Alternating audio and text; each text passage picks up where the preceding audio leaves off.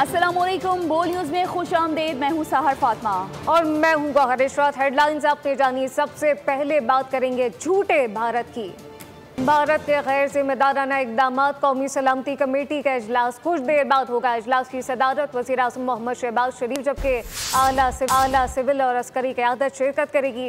अहम बैठक में पहलगाम फॉल्स फ्लैग ऑपरेशन के बाद मुल्क की दाखिली और खारजी सूरत हाल पर गौर किया जाएगा, जबकि कमेटी उजलत में उठाए गए भारतीय नाकाबिल अमल और आबी इकदाम के जवाब देने का भी जायजा लेगी। इस तमाम तर सूरत हाल पर मजीद क्या तफसीलात हैं, फ़हद चौधरी से जानते। जी फ़हद।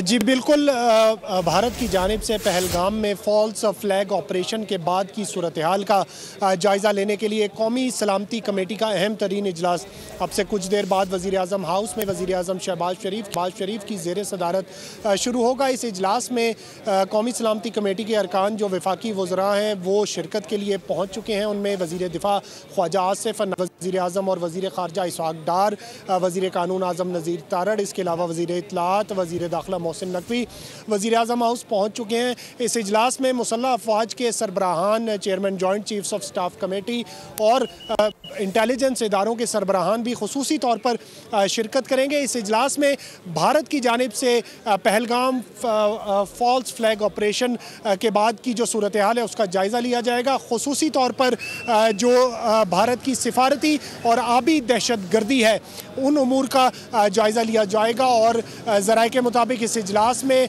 वज़ीर ख़ारजा इसहाक़ इंटेलिजेंस इदारों के सरबराहान, मुसल्लह अफवाज के सरबराहान जो हैं वो ब्रीफ करेंगे और भारत की जो आबी और सिफारती दहशत गर्दी है उसको काउंटर करने के लिए, उसका मुँह तोड़ जवाब देने के लिए हिकमत अमली पर गौर किया जाएगा। भारत की जानिब से जो सिफारती महाज पर जो दहशत गर्दी की गई और जो पाकिस्तानी हुकाम को हाई कमीशन से चले जाने के लिए कहा गया, उसका रेसिप्रोकल बेसिस पर जवाब देने पर गौर किया जाएगा। जबकि जो सिंध तास मुआहदे पर यकतरफा तौर पर भारत ने अमल दरामद रोका है उसका आलमी फोरम्स पर जवाब देने के लिए उमूर का जायज़ा लिया जाएगा और आलमी अदालत से रुजू करने पर गौर किया जाएगा। जो भी अहम फैसले इस इजलास में आज इस फोरम पर किए जाएंगे उनका ऐलान दफ्तर खारजा में आज एक स्पेशल ब्रीफिंग में 3:30 बजे किया जाएगा। और इस इजलास में शिरकत के लिए वफाकी वज़रा पहुँच चुके हैं। और मैं आपको बताता चलूँ कि पाक फ़िज़ाइया के सरबराह भी अब से चंद लम्हे पहले वज़ीर आज़म हाउस पहुँच चुके हैं और कुछ देर बाद ये अहम तरीन इजलास शुरू होगा जिसकी सदारत वज़ीर आज़म शहबाज शरीफ करेंगे। इसमें army chief general Syed Asim Munir के अलावा तीनों मुसल्लह अफवाज के सरबराहान, चेयरमैन जॉइंट चीफ्स और इंटेलिजेंस इदारों के सरबराहान भी शिरकत कर रहे हैं। जिसमें भारत की जानिब से जो गुज़िश्ता 2 रोज़ से मुख्तलिफ तरीक़ों से जो सिफारती दहशत गर्दी है उसको काउंटर करने पर गौर किया जाएगा, जबकि मुमकिना तौर पर जो भारत की जानिब से सरहदी जारियत है उसका जवाब देने के लिए भी, मुँह तोड़ जवाब देने के लिए मुख्तलिफ उमूर का जायज़ा लिया जाएगा। और यहाँ ये मैं बताता चलूँ कि इस फोरम में जो है आज आला सतह पर कई अहम फैसले मुतवक्को हैं। जी सही, कई अहम फैसले के हैं और इंतहाई गैर मामूली इजलास है जो कि आपसे कुछ ही देर बाद शुरू होगा। फ़हद चौधरी अपडेट कर रहे थे, आपका शुक्रिया। हिंदुस्तान का पुराना वतीरा, पहले हमले का ड्रामा और फिर उसकी आड़ में पाकिस्तान दुश्मन इक़दामात। नाम निहाद पहलगाम हमले के बाद पाकिस्तानी शहरियों को 48 घंटे में भारत छोड़ने का हुक्म दे दिया। सिंध तास मुआहदा मुअत्तल करने का ऐलान कर दिया। पहले हमले का ड्रामा करो, फिर पाकिस्तान पर इल्जाम लगाओ, साथ साथ गोदी मीडिया ट्रायल चलाओ, फिर पाकिस्तान के खिलाफ सिफारती इक़दाम उठाओ, दोनों जानिब के शहरियों में खौफ और हिरास फैलाओ। यह है मोदी सरकार का पुराना वतीरा। ऐसा ही इस बार भी हुआ। बगैर सबूत, बगैर तहकीकात भारतीय वज़ारत ख़ारजा के बदहवास तर्जुमान ने प्रेस कॉन्फ्रेंस में पाकिस्तान पर इल्जाम लगा दिया।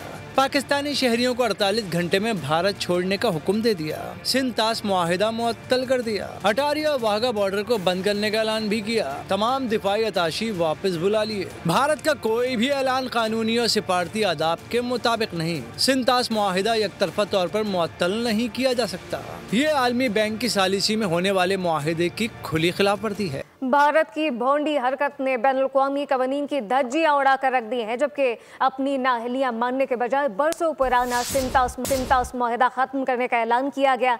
ये मुआहिदा है क्या, आइए देखते हैं इस रिपोर्ट में। हिंदू इंतहा पसंद भारतीय हुकूमत की पाकिस्तान के खिलाफ नफरत खुलकर सामने आ गई। सिंध तास मुआहिदा खत्म कर दिया। मोदी ने नेहरू के दस्तखत पर स्याही फेर दी।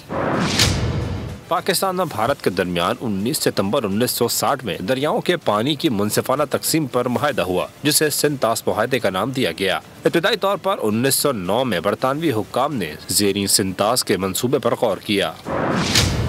मंसूबे के तहत एक दरिया के पानी को दूसरे दरिया तक पहुँचाया जाना था। चहलम को एक नहर के जरिए चनाब से मिला दिया गया।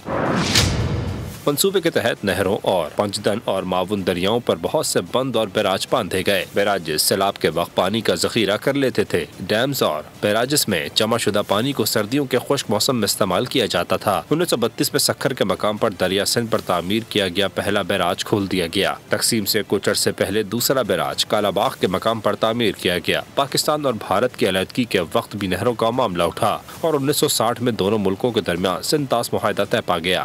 और भारत जो करेगा हिसाब बराबर करेंगे, एक एक इक़दाम का जवाब मिलेगा। वज़ीर ख़ारजा इसहाक़ डार का भारत को करारा जवाब। कहते हैं सिंध-तास मुआहदे पर जिसकी लाठी उसकी भैंस वाला फॉर्मूला नहीं चलेगा। भारत के पास सबूत है तो फराहम करे। एक एक आइटम का जवाब देंगे और इंशाअल्लाह तुर्की में तुर्की अकाउंट सेटल करेंगे। जिस तरह तो फिर दुनिया में कोई वर्ल्ड ऑर्डर जो है वो आगे कमजोर हो रहा है, तो इस तरह तो आप जिसका जो जी चाहे जिसकी क्या कहते हैं लाठी उसकी भैंस वाला मामला तो नहीं चल सकता। तो ये बड़ा ही गैर संजीदा और इलॉजिकल एक्शन उन्होंने लिया है। अब अगर उनके पास कोई सबूत थे तो वो कौम दुनिया को दिखाएं और हमें भी शेयर करें। वज़ीर दिफा ख़ारजा आसिफ कहते हैं कि सिंध-तास मुआहदे में सिर्फ भारत पाकिस्तान नहीं बल्कि वर्ल्ड बैंक भी शामिल है। इतनी आसानी से ये मुआहदे से नहीं निकल सकते। भारत ने कोई जारियाना कदम उठाए तो हम भरपूर जवाब देने की पोजीशन में मौजूद हैं। अभिनंदन वाले वाक़े की तरह ही जवाब मिलेगा और भारत जैसा दुश्मन हो तो हमें हमेशा अलर्ट रहना चाहिए। पाकिस्तान रियासत के तौर पर मुकम्मल पहलगाम वाक़े की मज़म्मत करता है। और अब आपको बताएं कि खित्ते की मौजूदा सूरत हाल पर हुरों के रूहानी पेशवा का बड़ा बयान सामने आ गया है। पीर पगारा ने पूरी जमात को पाकिस्तान के दिफा और सलामती यकीनी बनाने का हुक्म दे दिया।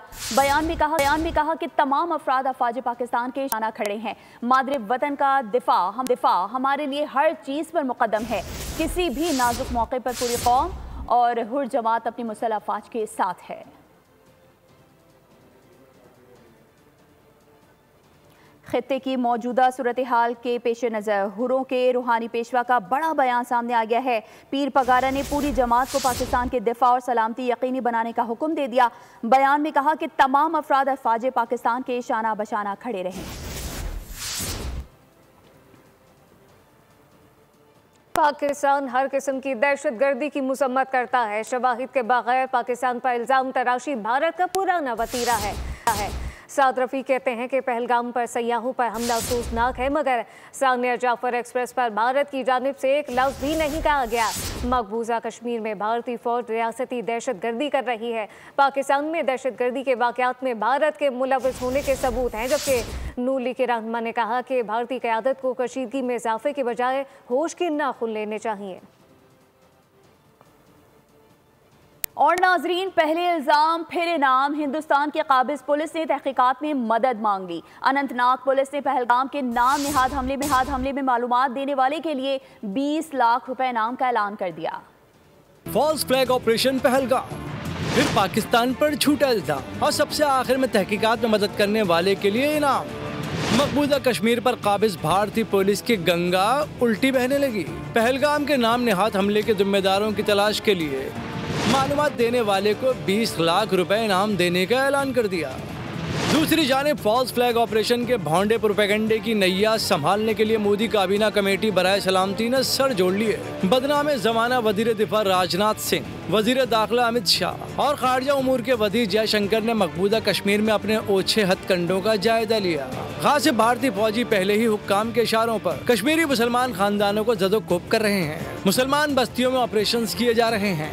तो दूसरी जानिब श्रीनगर में कश्मीरी शहरियों ने पहलगाम हमले को फॉल्स फ्लैग करार दे दिया है। कहते हैं ये वाकया मोदी हुकूमत की चाल है ताकि कश्मीर की असल आवाज़ दबाई जा सके। शहरियों ने सवाल उठाया कि सख्त सिक्योरिटी और निगरानी के बावजूद हमला कैसे मुमकिन हुआ। 1990 से आज तक किसी सयाह या सिख को नुकसान नहीं पहुंचाया। फाशिस्ट मोदी सरकार रियासती दर्जा बहाल करने के मुतालबे से तवज्जो हटाने के लिए ओछे हथकंडे कर रही है।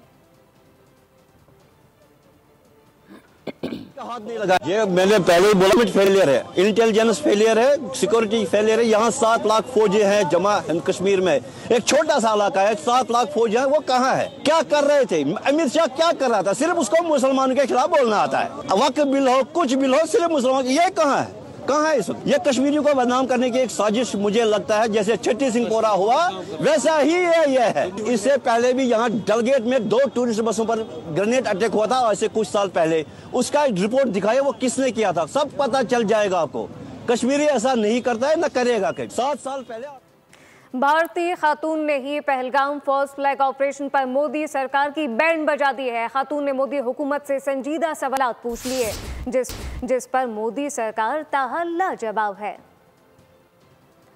मोदी सरकार को लाजवाब कर दिया है भारतीय खातून ने पहलगाम फर्स्ट फ्लैग ऑपरेशन पर मोदी सरकार की बैंड बजा दी। खातून ने मोदी हुकूमत से संजीदा सवाल पूछ लिए।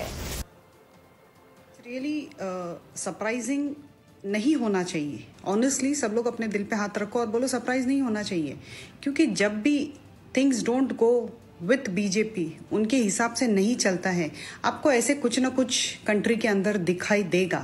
100-200% आपको दिखाई देगा। अभी ये बिल के हिसाब से, वक्फ बिल के हिसाब से इतना उन लोग प्रेशर कर रहे हैं, तो कुछ ना कुछ डाइवर्ट करने के लिए वैसे ही होने वाला है। आप लोग क्यों सरप्राइज हो रहे हो? जैसे पुलवामा में बताया था कि टेरर अटैक हो गया और वहां पे आपको कोई भी कैजुअलिटी नहीं दिखी, तो यहाँ पे तो बेचारे मासूम लोगों की जान गई just because of politics. From the time Kashmir में कांग्रेस आ गया है। और भारत पाकिस्तान पर बहुतान लगाने के बजाय अपनी सिक्योरिटी सूरत हाल पर तवज्जो दे। जब भी कोई अमरीकी ऑफिशियल भारत के दौरे पर आता है तो भारत अपने मुल्क में अपने ही लोगों को कत्ल करवा के ड्रामा रचाता है और इल्ज़ाम पाकिस्तान पर आयद कर देता है। ब्रिगेडियर रिटायर्ड मसूद खान ने प्रोग्राम दुनिया बोल है में भारत को आईना दिखा दिया है। कहा, भारत ने 12 फॉल्स फ्लैग ऑपरेशन करके पाकिस्तान को बदनाम करने की कोशिश की। सुलगती हुई वादी चिनार आज़ादी की तहरीक जोर पकड़ चुकी है, जिसे बुरहान वानी जैसे मुजाहिद ने तक़वियत दी। समझ लें इनका एक वतीरा है, और जिस तरह आपने बात की है छत्तीस सिंहपुरा को अभी एस्टेब्लिश करते हैं कि क्यों ये कैसा ड्रामा फ्रॉड करते हैं। छत्तीस सिंहपुरा में जब वाकया हुआ तो बिल क्लिंटन इंडिया आए, और इन 22 साल में पहली दफा कोई अमेरिकन विजिटेड इंडिया। तो उसी रात को छत्तीस सिंहपुरा में 35 सिखों को कत्ल आम किया गया, और मॉर्निंग में उनको बताइए पाकिस्तानी दहशतगर्द आए थे, इन्होंने ये किया है। अब 1947 से जब हम फेजेस में देखते हैं, 47 से 89 का एक फेज था जब वहाँ पे आज़ादी की स्ट्रगल थी। फिर 89 में उसमें तेज़ी आई, और उस तेज़ी में हमने देखा बहुत शहादतें उसमें हुई। फिर बुरहान वानी जो 2016 में उनकी शहादत हुई, उसके बाद से यंगस्टर्स बहुत ज़्यादा इन्फ्लुएंस हुए, उसके जो लीडरशिप थी, उनके जो कंट्रीब्यूशन थी, कुर्बानी थी। उसके बाद पाकिस्तानी तज्जियाकार अहमद हसन ने इंडियन मीडिया की बोलती बंद कर दी। अर्नाब गोस्वामी के प्रोग्राम में भारतीय तज्जियाकारों की पाकिस्तान के खिलाफ जहर अफशानी पर ऐसे तुंदो तेज दलाल दिए कि इन्हें लाजवाब कर दिया। अहमद हसन ने आज़ाद कश्मीर को हथियाने की बात पर जवाब दिया कि हमने पहले भी आपको फैंटेस्टिक टी पिलाई थी, आइंदा भी सबक सिखाने के लिए तैयार हैं। यही नहीं, अहमद हसन ने भारत की कनाडा में दहशतगर्दी का जिक्र करके तमाम भारतीय तज्जियाकारों की बोलती बंद कर दी है। पाकिस्तानी तज्जियाकार अहमद हसन ने इंडियन मीडिया की बोलती बंद कर दी।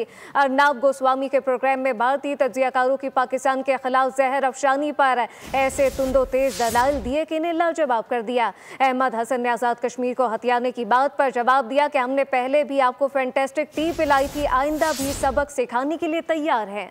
अहम खबर शामिल करें। वज़ीर आज़म की ज़ेर सदारत कौमी सलामती कमेटी का इजलास शुरू हो चुका है। वफाकी वज़रा, मुसल्लह अफ़वाज और इंटेलिजेंस इदारों के सरबराहान शरीक हैं। इजलास में पहलगाम फर्स्ट फ्लैग ऑपरेशन के बाद की सूरत हाल का जायज़ा लिया जाएगा। ये इंतहाई अहम तरीन इजलास है, गैर मामूली इजलास है, जिसमें अहम तरीन इक़दाम उठाए जाएंगे। वज़ीर आज़म की ज़ेर सदारत कौमी सलामती कमेटी का इजलास शुरू हो चुका है, जबकि वफाकी वज़रा, मुसल्लह अफ़वाज और इंटेलिजेंस इदारों के सरबराह शरीक हैं। भारत ने सिंध का मुआहदा मुअत्तल कर दिया है। सिंध के सीनियर वज़ीर शर्जील इनाम मेमन ने मुसम्मत कर दी। कहा कि सिंध का मुआहदे की मुअत्तली खुली जाहिलियत और खित्ते में अमन के लिए संगीन खतरा है। भारत का ये इक़दाम इंतहाई इश्तियाल अंगेज़ और गैर जिम्मेदाराना है। उन्होंने मजीद कहा कि भारत माजी में भी फॉल्स फ्लैग ऑपरेशंस का सहारा लेता आया है ताकि दुनिया की तवज्जो असल मजालिम और नाइंसाफियों से हटाई जा सके। ये एक वाज़े पैगाम है कि भारत खित्ते में ताकत के गुरूर में जंग की तरफ बढ़ रहा है। पाकिस्तान इस इश्तियाल अंगेजी को हरगिज़ बर्दाश्त नहीं करेगा। आलमी ताकत अक़वाम मुत्तहिदा और इंसानी हुकूक़ की तंजीमें इस संगीन खिलाफ वर्जी का नोटिस लें। अहम खबर, वज़ीर आज़म की बिलावल भुट्टो सरदारी को मुलाकात की दावत। वज़ीर आज़म और बिलावल भुट्टो के दरमियान आज मुलाकात का इम्कान है। तफसीलात क्या है, मलिक सईद अवान से जानते हैं। सईद अवान, आगाह कीजिएगा। जी बिल्कुल, पिछले कुछ अर्से से पीपल्स पार्टी और हुकूमत के दरमियान केनाल के मामले पर इख्तलाफात पाए जा रहे थे और वो इख्तलाफात शिद्दत अख्तियार करते जा रहे थे कि आज वज़ीर आज़म शहबाज शरीफ ने चेयरमैन पीपल्स पार्टी बिलावल भुट्टो जरदारी को मुलाकात की दावत दी, जो उन्होंने कबूल कर ली। ज़राए के मुताबिक आज शाम को जो है वो 4 बजे वज़ीर आज़म शहबाज शरीफ से बिलावल भुट्टो जरदारी की मुलाकात होगी और मुलाकात में बिलावल भुट्टो जरदारी वज़ीर आज़म को केनाल के मामले पर अपने तहफ़्फ़ुज़ात से आगाह करेंगे। ज़राए ने यह बताया कि केनाल के मामले पर ये मुलाकात इंतहाई अहम है और इसमें बड़ी पेशरफ्त जो है वो हो सकती है। इंतहाई अहम मुलाकात है। मलिक सईद अवान अपडेट कर रहे थे, आपका शुक्रिया। और नाजरीन, अब आपको बताएं कि कराची में पानी का मसला कहीं हल नहीं हो रहा। लियारी, दरिया आबाद, नियाजी चौक के इलाका मकीन गुज़िश्ता कई सालों से पानी की नेमत से महरूम है। मजीद तफसीलात जानते हैं नुमाइंदा बोल न्यूज़ कफील अहमद से। कफील, बताइए।